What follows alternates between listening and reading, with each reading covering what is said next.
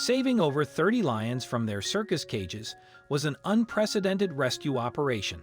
However, after 10 years, Animal Defenders International had done it. The big cats were free. Now rescuers sat back and watched the lions step onto their homeland for the very first time. Before we begin, make sure you smash that like button, subscribe to our channel, and click the notification bell for more amazing videos. Animal Defenders International ADI is appropriately named with branches in the UK, Colombia, and the USA. Since its founding in 1990, ADI has worked hard to defend animal rights. In fact, it was responsible for passing an animal protection law in Colombia and Peru. Perhaps ADI's most famous campaign is Stop Circus Suffering, focusing on the rights of circus animals. Although many countries have laws against using wild animals in circus performances, it's a new concept in some places. Latin America is one of them. ADI began fighting for South American circus animal rights in 2007. During that time, animal activists went undercover to reveal the shocking truth behind the lives of performing animals. The group's co-founder Tim Phillips explains what they found to ABC Nightline.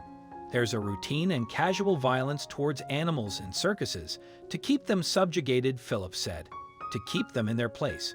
These animals are chained. They're kept in tiny, deplorable conditions. Their teeth are snapped off, claws cut off.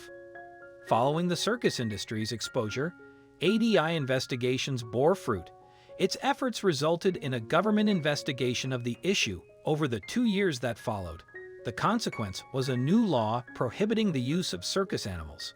The law's implementation shook Latin America, and some circus owners objected to it. Subsequently, at least one traveling circus even went into hiding to prevent authorities from taking their animals away. However, together with the continent's law enforcement, ADI moved to liberate performing animals from their cages. Also, if you've not done so already, please subscribe to our channel and click the notification bell to get inspired by these animals' stories every day. Now, back to the story. ADI called their campaign Spirit of Freedom, and it was captured in a video broadcast by Nightline. The footage followed Phillips and his wife, Jan Creamer, ADI other co-founder, in their efforts to protect circus animals. It seems though that not every business gave up their star attractions without a fight. Some owners told ADI that their animals meant more to them than just the crowds that they lured in. For example, when rescuers went to collect a tiger called Hoover from a circus in Piura, Peru, it devastated the owners. They described the big cat as a part of the family. Despite the family's tears and protestations, though, ADI notices that Hoover looks skinny and malnourished. They say that they love the animal, Phillips said, but they're just making it really stressful and difficult for it. The circus owners adamantly deny abuse, however, although the tensions escalate as ADI prepares to take Hoover away. The family submits the animal willingly. Phillips told Nightline, "It's a frustrating and trying day, but we're driving away with the tiger, and that's really the only thing that matters."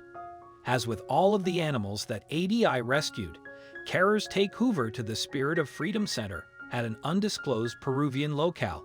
There, she gets to sleep on a bed of soft straw for perhaps the first time in her life. The center's animals also receive expert medical treatment.